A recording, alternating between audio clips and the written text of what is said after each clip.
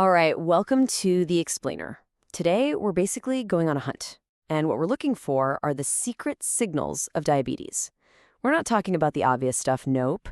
We are digging for the hidden clues your body might be sending you, maybe even right now. I mean, really think about that for a second. Is your body trying to tell you something, but it's speaking a language you don't quite understand? Well, today we are going to crack that code. Okay, so before we dive deep into our investigation, let's just get on the same page. At its core, diabetes is a condition where the body has a problem with insulin. That's the hormone that manages your blood sugar. When it's not working the way it should, sugar piles up in your blood. And that's what sets off all these warning signs we're about to talk about. Now, when you hear the word diabetes, a few classic symptoms probably pop into your head, right? Let's just call them the usual suspects. Yeah, you've definitely heard of these. Always being thirsty, running to the bathroom all the time, feeling way more hungry than usual, and this deep, deep exhaustion that you just can't seem to shake. These are the body's loudest, most obvious alarm bells. But here's the twist. What if the most important warnings aren't loud at all? What if they're subtle, kind of hiding where you'd never think to look? This right here is where our real investigation kicks off. So, let's go beyond the basics. It's time to start uncovering the signals that are so much easier to miss. You know, the clues we might just write off as being tired or stressed or something else entirely. And this quote just hits the nail on the head. The signs can be some sneaky, creeping up on you so slowly you might not even notice. That's exactly why something that feels like a small problem is something you absolutely shouldn't ignore. It could be a major piece of the puzzle. So let's start with the first set of clues, the ones you can actually see, the ones literally written on your skin and in your eyes. So our first clue has this really technical, kind of intimidating name, acanthosis nigricans. But don't worry about pronouncing it. What it describes is actually a really simple visual sign. What you're looking for are these patches of skin, usually around your neck or in your armpits, that have become dark, kind of thick, and feel almost like velvet to the touch. This is not just some random skin thing. It's a direct signal from your body. And here is the so what. This is the key. That velvety skin is a direct visual sign of high insulin levels, which is a classic hallmark of prediabetes.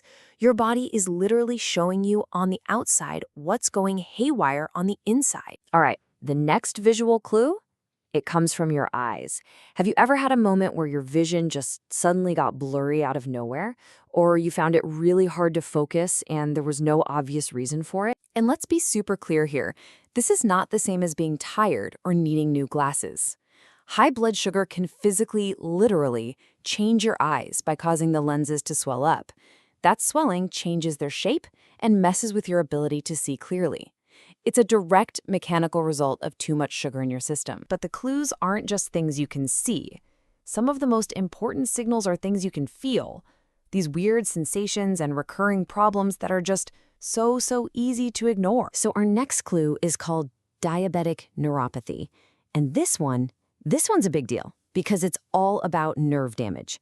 What's happening is that having high blood sugar for a long time starts to basically short-circuit your body's wiring, and that leads to some very strange feelings. So what does this nerve damage actually feel like?